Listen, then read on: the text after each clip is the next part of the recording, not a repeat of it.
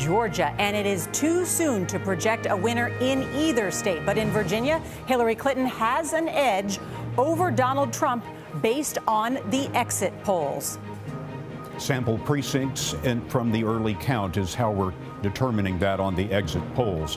Trump has the edge in Georgia. The peach state has been low-hanging fruit for Republicans in every election since 1996. Both candidates are on the board with wins. We project Clinton will get Vermont's 3 electoral votes.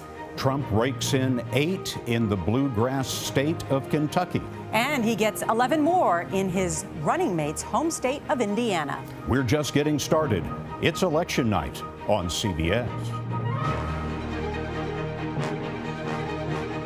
We want to defend our most cherished values. This is a movement like no one has ever seen before. I want this election to be about something, not just against somebody. We will make America great again. Let's make history together. Get out and vote, vote, vote, vote. America's best days are still ahead of us. We are going to drain the swamp of corruption. Let's go out and prove love trumps hate.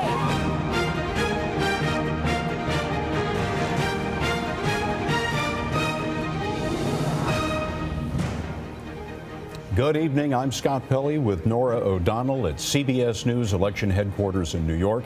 With us tonight are John Dickerson and Charlie Rose, Gayle King and Bob Schieffer, and Elaine Quijano. The nastiest presidential campaign in our lifetimes has finally come to an end. More than 4 out of 5 voters told us they were disgusted by it. That's right. And tonight, voters are deciding whether the 45th president of the United States will be the first woman to hold the office. That is 69-year-old Democrat Hillary Clinton, the former Secretary of State, New York Senator and First Lady, or 70-year-old Donald Trump, the New York businessman and former reality TV star, making his first run for office. I think everybody knows who the candidates are. They have both had historically high disapproval ratings above 50%. Voters are also deciding which party will control Congress. Will the Republicans hold on to both the House and the Senate? The Democrats need a net gain of only 5 seats to take the Senate back, or just 4 seats if Clinton wins the presidency and Vice President Tim Kaine becomes the 50-50 tiebreaker. In the presidential election, it's all about the electoral votes. Each state gets as many of those as it has senators and representatives in Congress. D.C. gets 3 votes for a total of 538. And to win the presidency, you need a majority. That's 270 electoral votes. So let's look at where we are. Trump has 19 electoral votes. Clinton has 3. John Dickerson, as we're getting into this evening, what are you looking for? What are we seeing in the early exit poll information? Well, what I'm looking for, Scott, is one of 3 scenarios. Is this going to look like a campaign if you just had a generic Republican and a generic Democrat following the patterns of American politics? That seems crazy after this campaign where we had 2 candidates who are so particular. Then the other thing is they say it's all about turnout on Election Day. So 2 other scenarios is one where Donald Trump brings out that silent majority. And the other scenario is where Hillary Clinton brings out, say, the sleeping giant, which is what they called the Latino vote, if she brings out her voters. So those are the 2 other scenarios other than the one that just kind of goes down the middle. There is so much anxiety in this election. Everyone keeps saying who is going to win tonight, what's going to happen. And while the polls have not closed in many states, they have closed in some states. And as we just noted, Virginia is edge Clinton. Explain, John, what that means based on what we know now. If it's edge, we're giving the advantage to a candidate, but it means that advantage could be reversed if the numbers statistically don't work out. So there's a little padding. If it's a lean, it's beyond that, which means they have a little bit more of a lead. And then if you get even beyond lean, well, then that's where you get into the territory where we might make a projection. And we should let the folks at home know that those projections are based on the exit poll information that we've collected at voting precincts all across the country. Voters have been telling us how they voted and why they voted that way. We've been compiling that information, and then the folks at the decision desk there behind us take all of that information and then the actual votes that are being counted, and that allows us to make these projections on which way states are leaning, or whenever one of the candidates we project has won one of those states. And no matter what we're doing, no matter what we're talking about, the very second that we project a winner in a state, we will interrupt what we're doing, and you will be the first to know. When you talk about the anxiety, Nora, I think that that's such an interesting thing. John, you said it best earlier. You said it's like being at the doctor's office waiting for the results. Charlie and I were talking about later being in the delivery room waiting to hear if it's a boy or girl. It's a boy or a girl. And when I went to my polling place today, people may be disgusted as we were talking about, but they showed up to vote. The people at my precinct told me that they ran out of the I voted today stickers, that they had the biggest turnout today than they've had in the past 4 elections. So people may be disgusted, they may be tired, they may be anxious. I met a Trump voter and a Clinton voter. One said I need Tums, another said I need a glass of wine. I just want it to be done. Whatever, but they are turning out to vote. They want to speak up. You know, Scott, it can change during the night because all of the regions that we know, like my North Carolina and New York, the East is different than the center, the Piedmont, urban versus rural. All of that reports at different times. And as we learn more about what region supports which candidate, it affects the state results. Elaine Quijano, one of the largest voting blocs tonight will be millennials, and that'll be a big change for America. That's right. 31% of eligible voters are millennials, which is equal to the number of baby boomers. But of course, eligible voters and actual voters are 2 different things. So we're going to be watching to see what it is that they do, particularly when it comes to third-party candidates. Going into this night, millennials, many of them said that they would be about 10%, about 13% said that they would be going for a third-party candidate, either Gary Johnson or Jill Stein.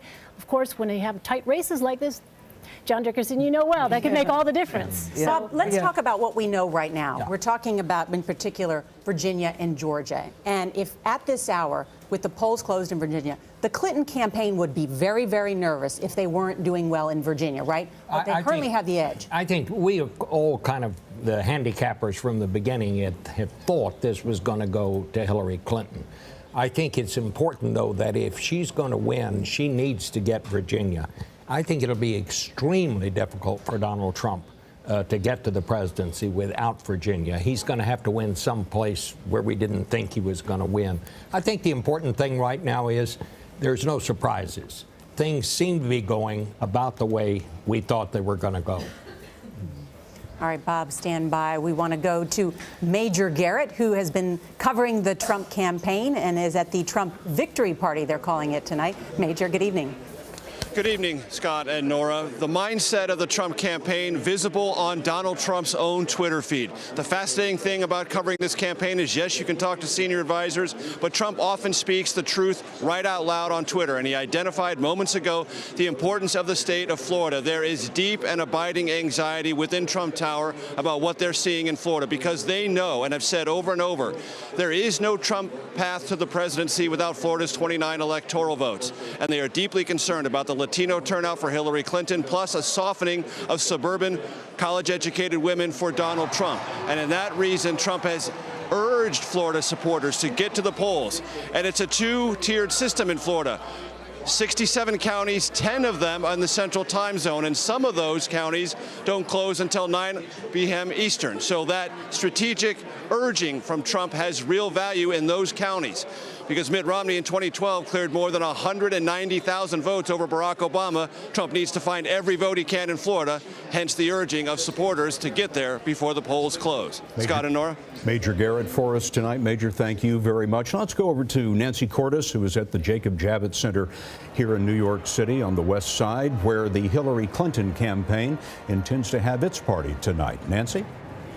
And Scott, they're not popping the champagne corks just yet, but they probably are thinking about how good it might taste. And that's because all of the data that they're seeing, and this is a data-driven campaign, matches up with what they expected. Good news for the Clinton campaign because they have so many paths to those 270 electoral votes. They are especially heartened by that turnout in key Democratic counties in Florida that Major was just talking about. They can win without winning Florida, but Donald Trump cannot.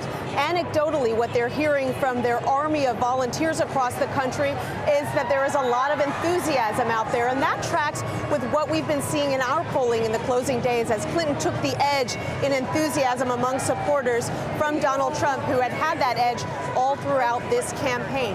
other things that are encouraging to the Clinton campaign tonight. They're not seeing that secret Trump voter that the Trump campaign had been insisting was out there, that wasn't talking to pollsters but was going to mobilize on Election Day. They're not seeing a huge drop-off in the African-American vote from 2012. There is a drop-off, but it's not as large as some had feared. And they are seeing that big spike in Latino voting, which Clinton's running mate Tim Kaine today described as a powerful new voting bloc in America that is finding its voice in this election, Scott.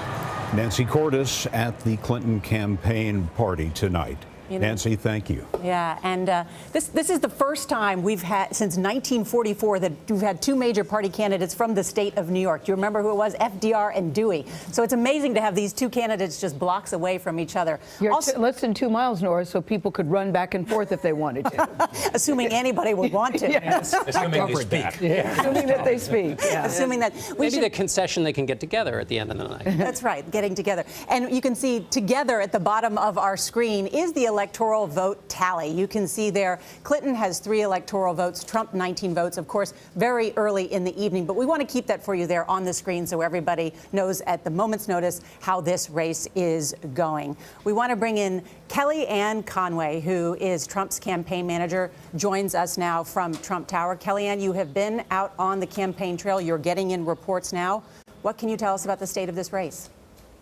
I can tell you that it's still a jump ball in many places, Nora, and we're really happy. I mean, for a campaign that has a fraction of the personnel, a fraction of the money as they do at Team Clinton, we're proud of our efforts on the ground, focusing some of our late in the game resources in some of these places. So we see North Carolina and Florida as a jump ball right now. We're feeling really good about Iowa and Ohio, and then we're looking at flipping a blue state like Michigan or perhaps Pennsylvania, like the late-breaking polls in New Hampshire and Colorado as well. So we see a couple different routes. We see about 6 or 7 different routes to 270, and we're just going to be patient as these returns come in. We know people are still standing in line to vote, and I don't want to talk too much about exit polls that may dampen them one way or the other.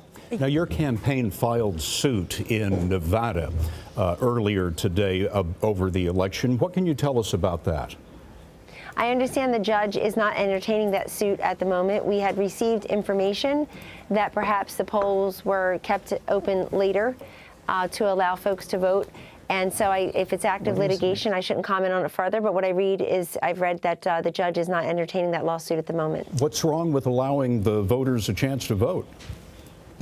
Well, we're all for allowing voters to vote. We're all for rule of law. That's really what our campaign is about. We're not the ones under active FBI investigations or being said by the FBI director we've been reckless and careless about handling classified information. So, of course, we're for the rule of law. We believe people who want to vote ought to be able to do that if they're in line on time and if all other procedures have been met. Kellyanne, you described Florida as a jump ball, but that's also a must-win state for you. I've spoken with the Clinton campaign, as I've spoken with your campaign throughout the day. The Clinton campaign says that they believe they have banked such a big early vote with new Hispanic voters who've never voted before that even if Donald Trump had huge numbers at the polls, there's no way he could win that state. How do you reply? I think that's a little bit of spin and sophistry. If that were true, then you'll see Florida called early. What we see is a very strong day of vote in Florida today, particularly in counties where we've improved the margins over Governor Romney's margins in 2012. We have people deployed in these counties who are talking to us about the returns, and we're getting data inputs into our war room on a constant basis, Nora. We like the fact that Mr. Trump seems to have grown the turnout and grown the voter share within some of these key counties across Florida. The other thing I would say is that we already know Republicans are behind in early votes. That's why we count on a big day of vote in places like Florida and Nevada and North Carolina. And then when you look at states that don't have a tradition of early voting like Michigan, Pennsylvania, and New Hampshire, that's part of why we went back to those states late in the game, because most of those voters, will, except for those who vote absentee, will cast their ballots today on Election Day. All right, Kellyanne Conway, thank you so much. Thanks for having me. John Dickerson, I know you're both reporting and looking at all of the numbers, but analyze what Kellyanne has told us and what we know about the state of the race right now. Well, she's talking about multiple paths, but there really aren't multiple paths. I mean, really because Hillary Clinton starts with a lead, because of the way states traditionally vote. Historically, more Democratic states in Hillary Clinton's column. And so what Kellyanne Conway is saying is there are a bunch of different states, but she still has to win Florida, North Carolina, Ohio, and then a couple of other big ones. At this hour, what they need to be saying is we're going to flip Michigan. We're going to take one away from Democrats who haven't lost that state since 1988, or take one away in Pennsylvania, 1988, another state that Democrats have won since then. And it's still, the description she's giving of the different pathways is still quite diffuse at this late hour. Do they really have 6 different paths, as she says? Well, you can, 6 different paths if one of the paths assumes winning every single battleground state. So the key question is, what are the realistic paths that they have? And we've known, because of the historical voting patterns, the way these states vote, Donald Trump starts a little bit further behind if tradition holds in the way these states vote. And Charlie Rose is standing by right now with our political panel for some insight into all of this. Charlie? Thank you, Scott. We do indeed have a political panel. Next to me is Wall Street Journal Peggy Noonan, also Slate's Jamel Bowie, and the New York Times Mark Leibovich. Let me begin with this idea of a close race. Surprising.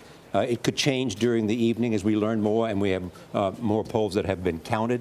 Right. But surprisingly close. Well, close, tight. You're wondering if it's close and we have no idea what's going to happen, or close and trends that existed a week ago in which Mrs. Clinton was doing well will continue. To me, we're just starting out this evening. I'm looking at who shows up at the polls. It looks anecdotally like a lot of people did. We will see. We won't know till the evening. Bottom line, does the Obama coalition hold for Mrs. Clinton and really come out? Does Mr. Trump's promise of a broad working class sort of coalition with a lot of Democrats in it turn out to be true? What is the mix of Hispanics, white educated, white not so educated folk turn out to be? From there, we will know a lot, and it'll take a while to figure it out. I mean, right now it's looking like it did with the polls. Exactly. That's what it looks like. The results we seem to be getting at this point, very early still, suggest an electorate that looks a lot like it did in 2012, maybe larger, and it suggests that we're not going to see some huge deviation from the last suite of national polls or state level polls. There still might be some surprises, precisely because things are close, things are tight, but we shouldn't, I think, at this stage expect some sort of wild variation. If you've been obsessively clicking on polling forecasters, you probably have a pretty good sense of what this race looks like. Yeah, I don't think it's a surprise at all that we have a close race. I think people are obviously going to be very cautious at this hour of the evening. You have to be very definitive, like say Vermont or Kentucky in either direction in order to make a real call. Right. I do think that, as Jamel said, I think that the numbers that we've seen leading up seem to be predictive. I also think that maybe the most important numbers of all, which are Hispanic voters in Florida, seems to be the operative number. And I think if that holds through the evening, that'll be interesting. And the question is whether the turnout is driven by voting against something or voting for something. Yeah, you have to wonder if it's hate voting or hope voting. But either way, I mean, a vote's a vote, right? So if a bunch of people turn out because they hate Donald Trump, they're still turning out, they're still casting ballots. And as far as Latino voters go, if they are turning out in the rates that anecdotes suggest in Florida, then that's great. That's a great sign for Secretary Clinton. One state you looking at, Mark? Well, North Carolina, and not just because you're from there. No, I mean, it's been close. It's closer than a lot of the people thought. Hillary Clinton seems like she has a very good chance to win there. African-American vote seems a little down, but we'll see. We'll be with you all evening. Back to you, Nora. All right, very interesting indeed. And coming up, 2 more battleground states close at the bottom of the hour, Ohio and North Carolina, 2 states that Trump's own campaign says they must win. CBS News of the 2016 election continues in a moment.